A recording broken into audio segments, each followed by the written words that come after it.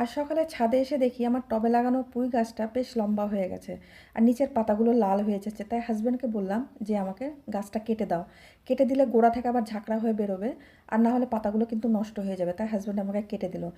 পুঁই ডাঁটাটা নিয়ে আমি 4 টুকরো করে কেটে নিয়ে রান্নাঘরে এলাম। রান্নাঘরে এসে আমি এটাকে কেটে নিচ্ছি। আজ আমি এই পুঁই ডাঁটাটা দিয়ে আমি মাছের ঝোল করে খাবো। আমার ভীষণ পছন্দের এই শাকটা। পুঁই শাক দিয়ে চচ্চড়ি বলুন বা হালকা পাতলা মাছের ঝোল আমার খুব ভালো লাগে, কিন্তু আমার হাজব্যান্ড একেবারেই খায় না। যেদিন পুঁই শাক রান্না করি ওর জন্য আমাকে আলাদা কিছু করতে হয়।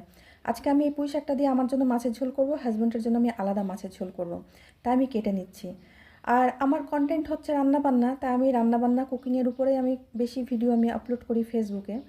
আপনারা প্লিজ দেখবেন এবং ট্রাই করবেন। আমার রান্নাগুলো কিন্তু ভালোই লাগবে আপনাদের, একবার হলেও ট্রাই করে দেখবেন। আমি দেখুন পুঁই ডাঁটাগুলো আমি কেটে নিচ্ছি টুকরো টুকরো করে।